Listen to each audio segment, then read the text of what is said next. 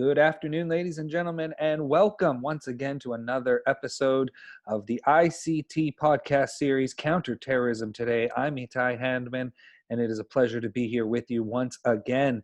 We are continuing our at-home Zoom series as we continue to interview experts from around the world in the expertise of terrorism, counterterrorism, national security, journalism, and everything that's going on around COVID-19 and how it is affecting the world around us, and specifically international relations and national security, and of course on our program, counterterrorism and terrorism. Today, I am so very honored to have with me on the program Mr. Brian Jenkins. He's a senior advisor to the president of the RAND Corporation. He is a member of the Professional Advisory Board of the ICT and an author of many, many publications that I highly recommend everyone go and check out. Mr. Brian Jenkins, how are you doing today? I'm fine. Thank you very, very much. It's truly an honor to have you on the program. I've had the pleasure of getting to know you over the last few years, and it's really an honor to have you. Thank you so much. Thank you. No, I'm looking forward to our session. Excellent. So today's topic of conversation is U.S. national security in the COVID era, and what does the future look like? And let's just go right into it. And I'm going to ask you sort of to paint us a little bit of a picture over the last few months. Since the pandemic has hit, the global economy has been shut down, stores and schools, universities, the economy in general is all shut down except for essential services. Yet it was different timing around the world, and we saw the effects of the pandemic hit different parts of the world differently. How has it affected the United States, specifically on the security front, on national security front? Well, the effects on the national security front are not necessarily immediate. It's not that the United States has suffered from the virus and therefore that our national defense is lying flat right now. That's not the case. But it is clear that this is going to have some long-term effects. I mean, the first one we can look at is budgetary. I mean, the United States now has a national debt of about, it's approaching $25 trillion. Yep. Now, the United States has a huge economy and can bear a major debt like that, but that's becoming really up to unsustainable levels because of the economic shutdown, because of the emergency measures, economic measures that have been passed. We're probably approaching a $4 trillion deficit. That's an annual deficit just this year. Those numbers are unsustainable. I mean, I also am privileged to sit as an advisor to the Government Accountability Office, and we look at those depressing numbers year by year. They were depressing before the pandemic. They are even more depressing now. So that is going to create pressures on security budgets, on defense budgets going forward. The United States, actually, it's fascinating. We are in the midst of attempting to readjust our national security posture. And in fact, the National Defense Strategy of 2018, which came out at the end of the year, said that, look, terrorism is not going to be the top priority. That we have to really look to developing our capabilities to deal with near-peer adversaries, China, Russia, a kind of second tier, not really near-peer, but a second tier, North Korea, Iran. But we're going to really have to devote more funds to developing these weapon systems. We now have a national defense budget that is in excess of $700 billion a year.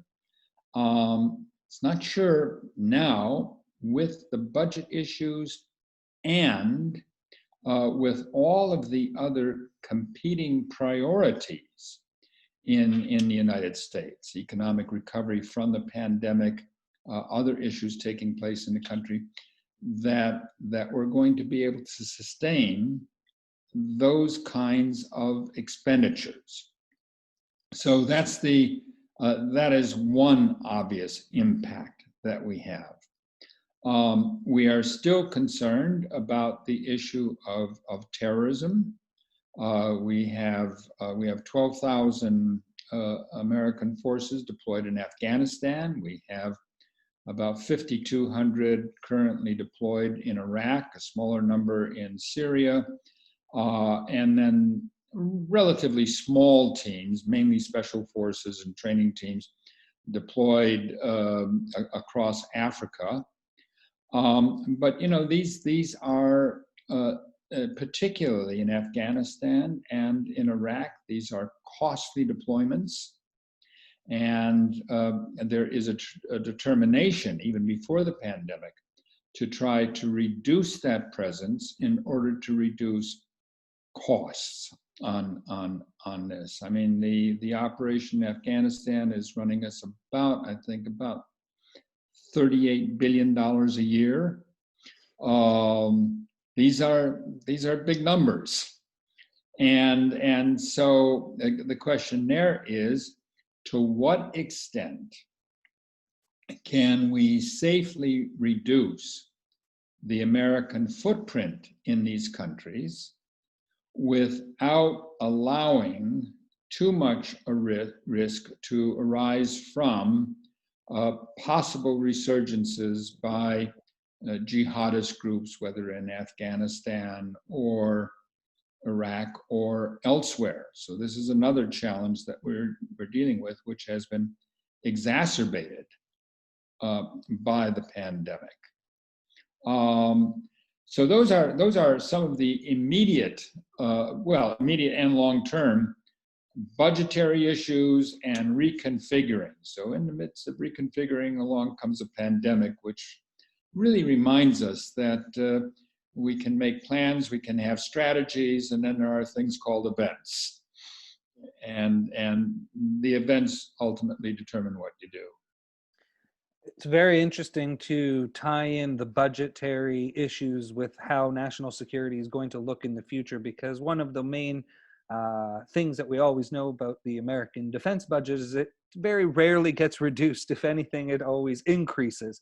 So it'll be very interesting to look forward and see what effect, as you mentioned, will be on the defense budget, and ultimately, if anything does get cut from a weapon system standpoint, from a research standpoint, from a force deployment standpoint. It'll be very interesting to look at. And I did want to ask you then, when you do consider these budgetary issues and thinking on a national level, is it more important to try to stimulate a short-term gain in the economy to be able to get a boost going and be able to fund the programs? Or is it a better outlook than to look at long-term solutions that might take a little longer with some hard times in the beginning to achieve the reconfiguration that has been set out without too much damage? However, in the short term, there could be a lot of heavy lifting. Well, it's a great question, and so let me complicate the answer with the fact that the pandemic hit in an election year. So in November, we go to the polls to elect either re-elect President Trump or elect a new president. And that has a major effect. It has a number of effects, really, a number of consequences. Number one, clearly for political reasons, the administration would like an economic recovery that looks more like a very, very sharp V as opposed to a long, slow, steady comeback. One of the sources of political strength of the administration was the long run of economic progress in the United States. These really have been boom years if you look at the stock market, if you look at corporate profits and so on. That has been shattered now. And we actually, according to the calculations, we entered recession sometime in February. It is not looking likely that we will be able to rebound entirely by the beginning of November, the dates of the election. But nonetheless, I think the pressure is going to be for a quick rebound. The U.S. economy is normally very powerful, and therefore the notion is if we can put in, a sharp thrust, it can make a rapid comeback. But again, for all sorts of reasons, we may be looking at a longer, slower recovery. One we see in a number of states where they have opened up. We see numbers ticking up in terms of the pandemic. The medical personnel, the public health personnel, say we're probably not really looking to be through this until 2021, and that will then obviously slow the recovery. So it is navigating through these events, and we're really in unforeseen territory here. I mean, we've had epidemics before. We've had pandemics in 1968, 1957, 58. Of course, we had SARS after that, but we haven't had anything on this scale, since 1918. And now this is nowhere near the 1918 Spanish flu pandemic. But nonetheless, how we navigate through this is an issue. Layering on top of the pandemic, of course, has been the protest movement. That has had a negative impact on the economy. There is, and that's going to also raise some questions about priorities, about social spending versus national security spending and so on. Now, the other thing that comes with an election year, though, is we're getting pretty close to the time when our members of Congress basically take off and go into campaign mode. Mm-hmm. I mean, they're going through the primaries now. Most of them have gone through primaries. There are still some primary elections coming up. But really, very quickly here, I think the remaining time in Congress is going to be devoted to maybe some initial relief packages. We've already had several installments. But after that, it's going to be campaign mode, which means nothing much then is really going to happen in terms of major decisions until the beginning of next year. And at that point, there's going to be, one hell of a debate of what are the priorities and how do we handle the economy, and in the midst of that, how do we deal with the vital national security interests. Most definitely. It just feels like there's an opportunity at hand here that is not usually given in any capacity. If you were to play the cards, if you were to read the table, with 40 million unemployed currently in the United States, unprecedented levels since the Great Depression. When you think about those numbers and what is needed, both short-term and long-term, it feels like there's an opportunity for the government, the federal government, to really stimulate everything by putting massive infrastructure projects into place to look to the future of how does the U.S. infrastructure look like 20, 30, 40, 50 years down the road, while thinking of national security at the same time to apply those. And it's almost at the same time you can put 40 million people back to work in some capacity, stimulate the short term while gaining the long-term needs of the country, gauging them and applying them now. When you have this opportunity with the whole economy shut down, in essence, it feels like it might be the time to repave a road on a small scale when you think about it. But that's just, I guess, my lowly opinion. No, it's interesting that you mentioned infrastructure. I mean, clearly, one of the promises of the current administration when it entered office was that it was going to devote itself to infrastructure. We haven't seen the infrastructure that we really need in this country. The high employment rates were not driven so much by infrastructure projects, but simply by private sector expansion. We still need the infrastructure improvements. That clearly would be one approach. And it would be a way of putting a lot of money usefully into the economy. However, the complicating factor there is that we get into political philosophical arguments about the role of the state, about funding infrastructure. It becomes a complicated debate. I mean, I just happen to agree with you that I would like to see us, fixing our ports, expanding our high-speed rail system, doing all sorts of things, to say nothing of, expanding our internet capacities and so on, to really have the kind of basic modern infrastructure we need to go forward. And one aspect I would include there, people think of infrastructure almost exclusively in physical terms, roads and bridges. Human infrastructure is vital here, and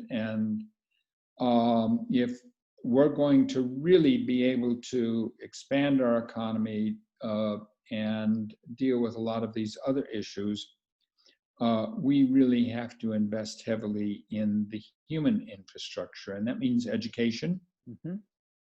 Really putting a lot of money into education. It means investing in health as well. These also have national security implications, by the way. I mean, unfortunately, in a society where playing video games has taken over playing football and baseball in the streets, which I did as a kid, we have a far too large a portion of our population is overweight. I mean, seriously overweight, obese, or weak. This is creating problems in terms of recruiting for our military, in terms of just having a sufficient number of physically fit volunteers. So, and along with that comes as we've discovered now in the coronavirus, it's not just the virus. I mean, the people who are fit are surviving. The people who have the cluster of afflictions of obesity, diabetes, high blood pressure, all of those are the ones that are suffering the most. So we do need to do some serious investments in our human infrastructure in terms of education, health education, health care, as well as the physical infrastructure typical, traditional roads, bridges, and ports, and so on. Most definitely, I completely concur. It's a top-down, bottom-up approach that needs to be.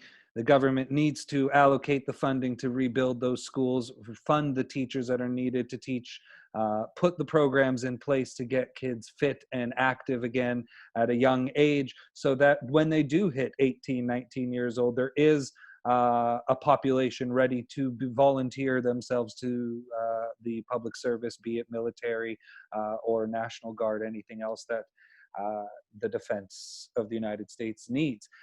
It is both. It's a combination of parenting as well. I think the education has to start at home as well. And these are all issues that all go hand in hand when you look at national security. And as you mentioned at the end of that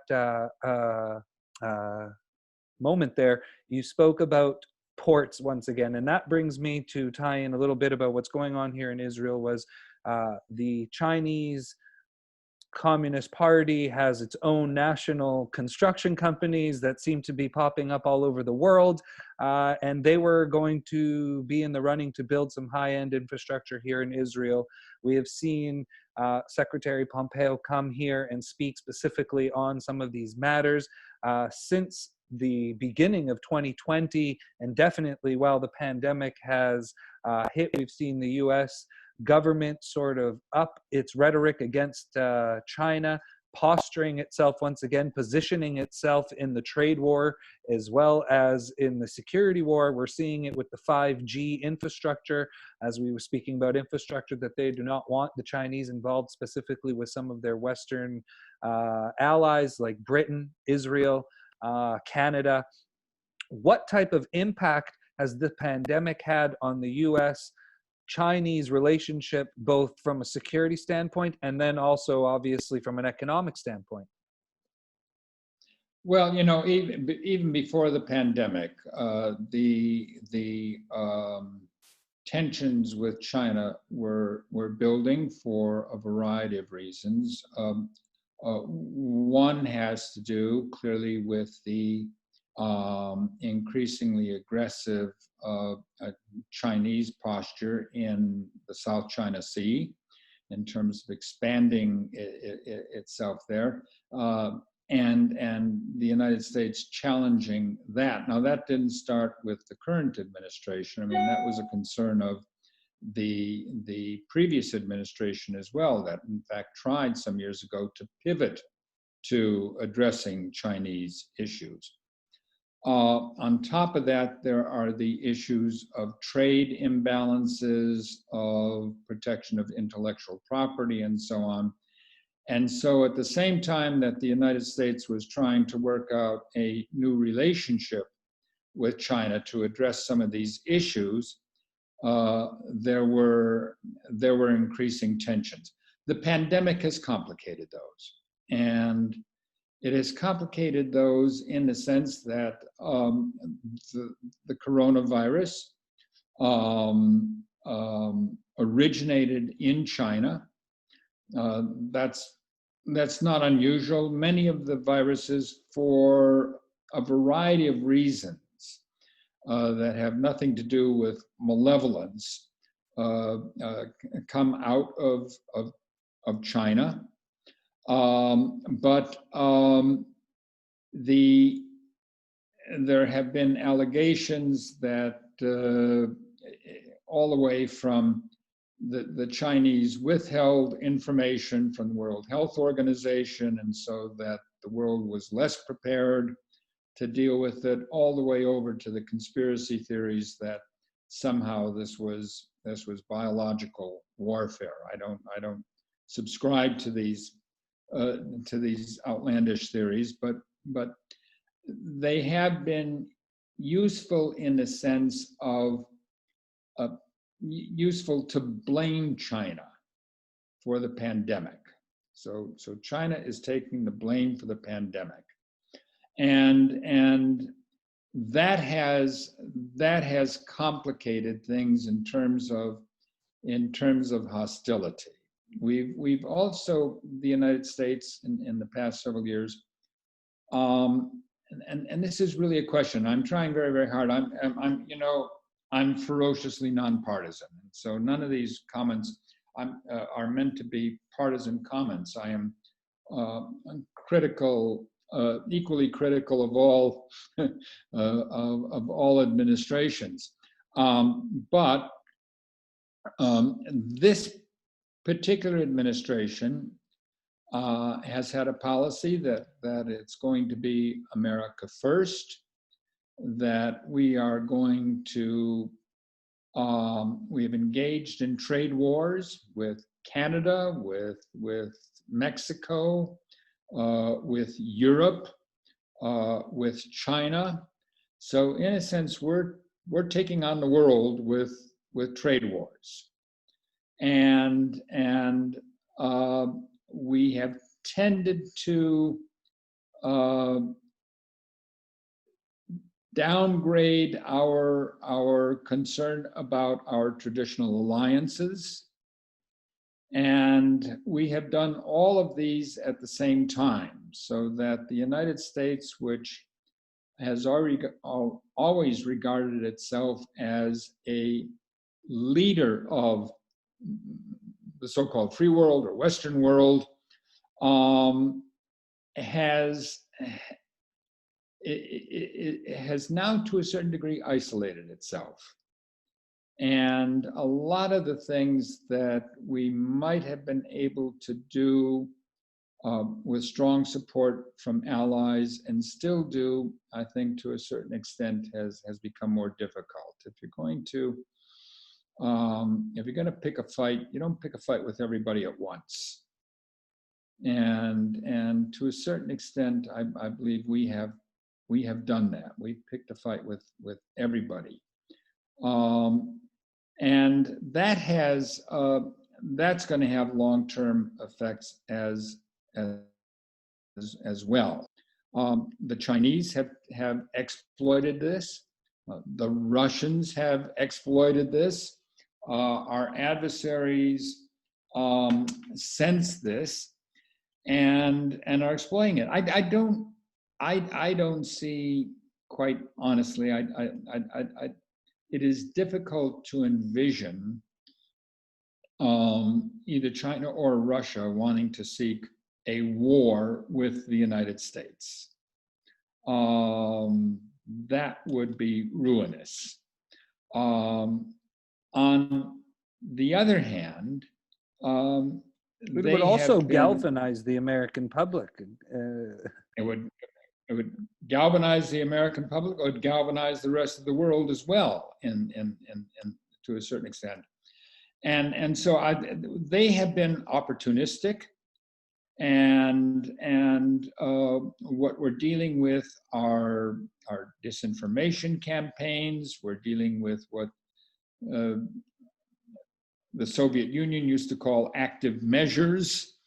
We're dealing with hybrid contests. We're dealing with cyber warfare. We're dealing with a variety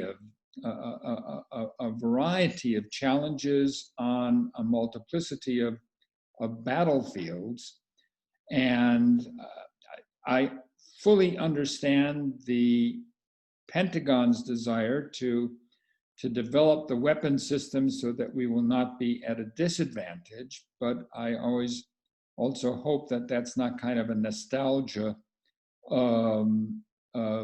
rebuilding, because that's the preferred war of generals, and dealing with terrorism, dealing with counterinsurgency, dealing with these other challenges has never been the preferred battle plan of some of our senior military officials. And as I say, I understand that. I completely understand it. I understand the necessity of getting out of some of these things that are just endless drains on U.S. blood and treasure. Why 12,000 troops in Afghanistan should cost us $38 billion a year, oh my gosh, we could have bought a villa in the south of France for every Taliban member at those costs. But certainly we have to address this. We do. But at the same time, I don't think we're going to be able to turn our backs on terrorism, despite what it says in a national defense strategy to say that near peer warfare is and not terrorism. It actually is explicit, blunt. Not terrorism is not the priority. And it really reminds me of of a quote that's often attributed to Trotsky. Actually, he was not the first to say it, but you may not be interested in war. That doesn't mean war is not interested in you. We may not be interested in dealing with terrorism. That doesn't mean that terrorists are not interested in us. So we do have to address the realities. We also have to recognize the importance of our traditional relationships and alliances. And I'll get to terrorism in just a quick moment and wrap up our conversation. But I did want to ask you once again about China specifically here. Has the U.S. entered a new form or a new Cold War with China? Is this the beginnings, or have we already been in for the last 5-10 years in a Cold War with China? And in going back to what you were saying about traditional alliances, if we are entering or are in a Cold War right now with China that at any moment can turn hot or in any capacity turn violent, does the U.S. need to once again galvanize its allies, bring them on board to fight against us? Because the Cold War, while yes, was a Soviet Union versus the United States, both parties had allies all over the world that helped them in their pursuit of winning the Cold War. So if there is this new Cold War with China, would it be not just important for the traditional European NATO allies, but also new allies in Southeast Asia that you could look towards India, for example, or anyone there that is a traditional adversary even of China? In terms of the Cold War with the Soviet Union, there we had a speech by Winston Churchill, that talked about an Iron Curtain descending. And so we had a fairly precise, at least historic moment when we could say the Cold War has begun. Mm-hmm. In the case of China, it is not the same because some people would say, yes, we are engaged in a Cold War with China. At the same time, unlike the situation with the Soviet Union in the late 1940s, I mean, China is the major trading partner of the United States. I mean, both countries benefit enormously. These two huge economies still very much depend on one another.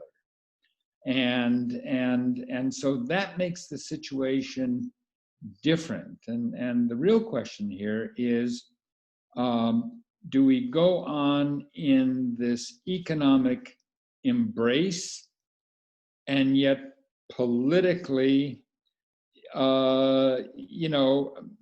becoming more and more separated and hostile on the political front? That's in a sense new territory. I'm not saying that the economic factors will prevent a war between the United States and China. If we then go back even further in history to World War I, the countries of Europe were highly interdependent in terms of their economies. Didn't stop them from going to war with one another in 1914.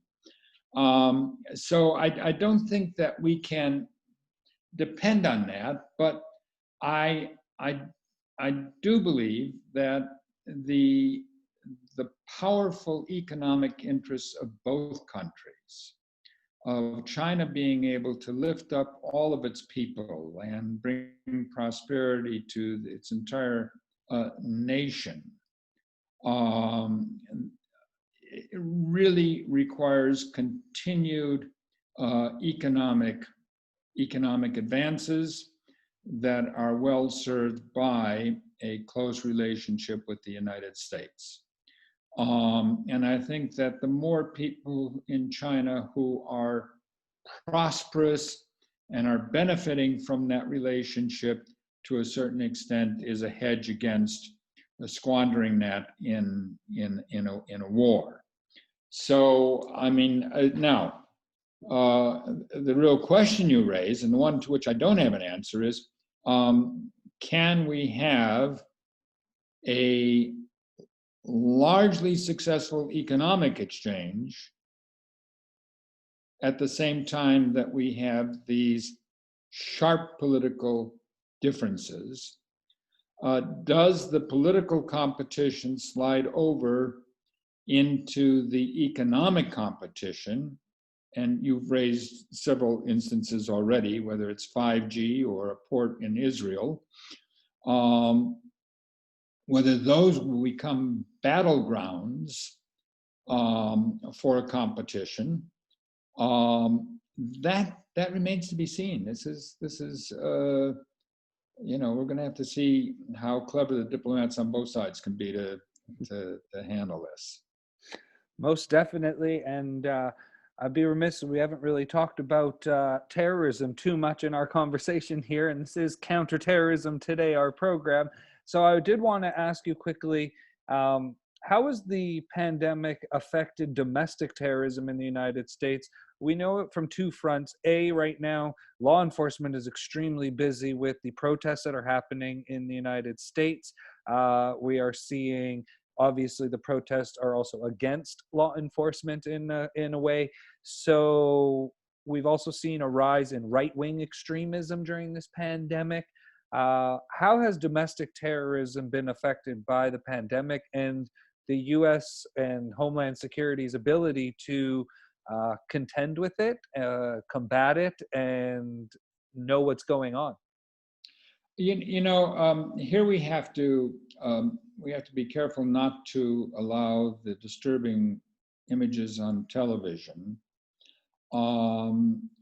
mislead us in terms of what's going on in the United States. I'm not dismissing the protests one bit, and certainly they express in ways that are positive, but with also in some cases with the excesses and looting and things of that sort of things that are negative. They express really a feeling of a nation that says, look, we really have to address the issue of racial discrimination and in this country.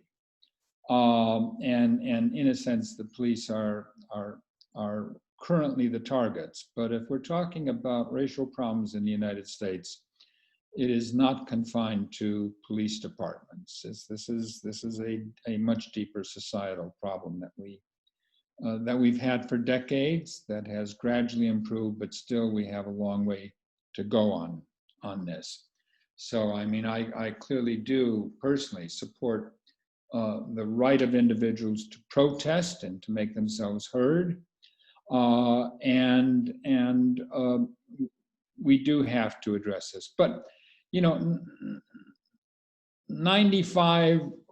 than 95% of the people in the country are getting on with their lives, and our hardworking people, if they've got jobs, if they don't have jobs, are looking to come back to work. So this is, the country is not in a state of, quasi-civil war here. We're nowhere near that. One also has to keep in mind that we, in the United States, it's a big country. We have, not only do we have 330 million people, we have about 700,000 policemen who belong to about 18,000 police departments in the United States. So they can, yes, they are distracted by these demonstrations, but we're still arresting bank robbers, and we're still arresting terrorists, and we will do so.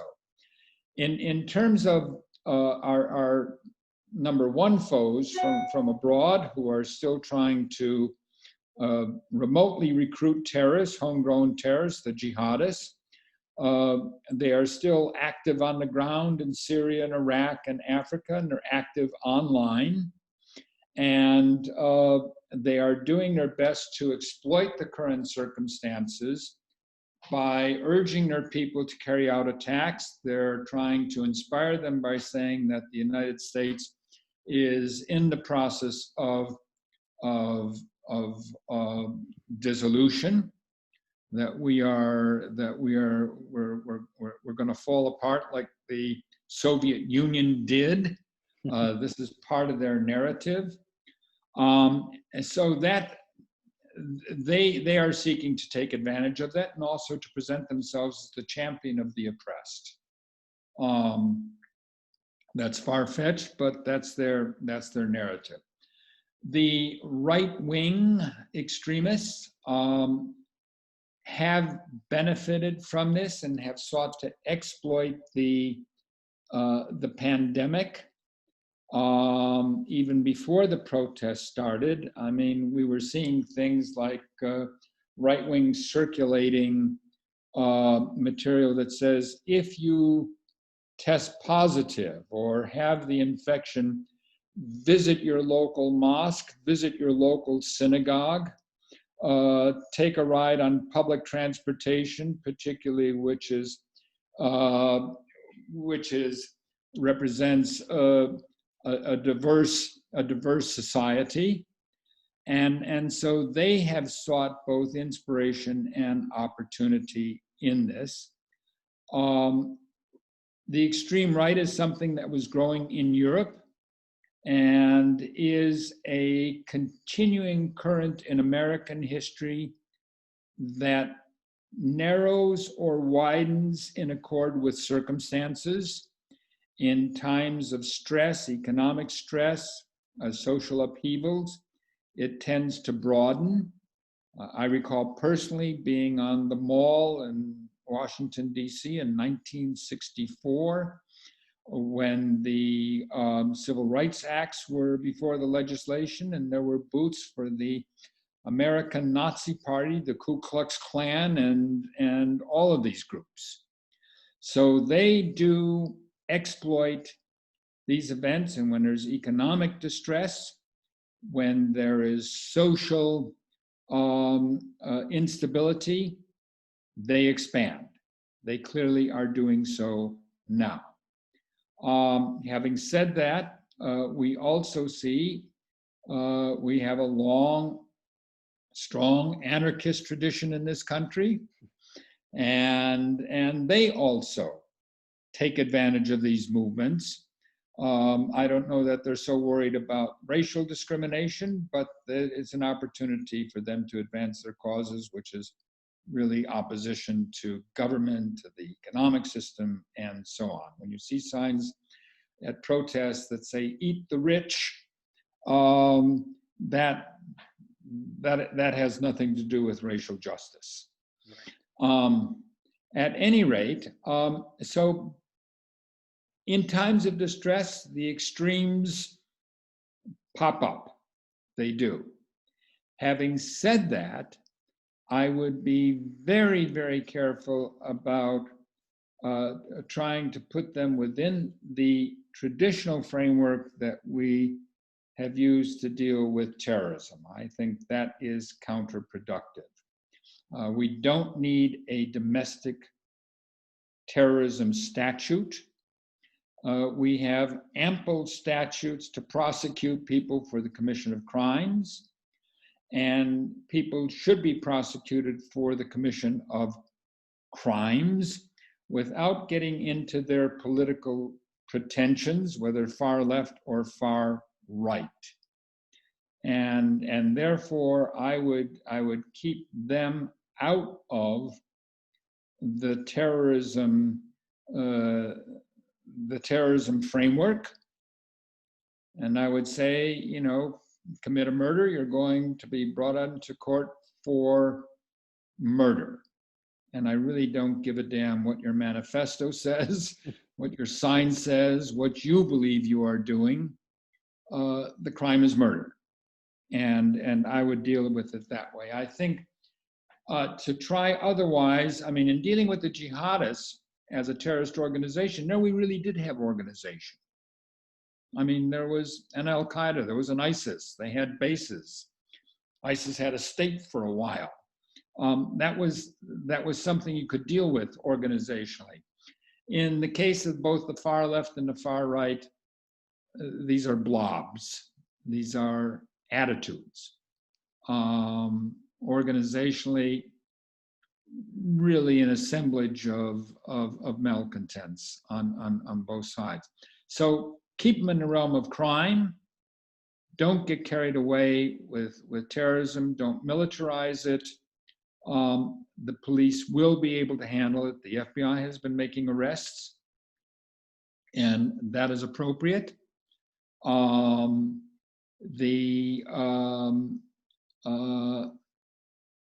As I say, this is not something we need to needlessly politicize or to create deeper divisions or to exacerbate the problem.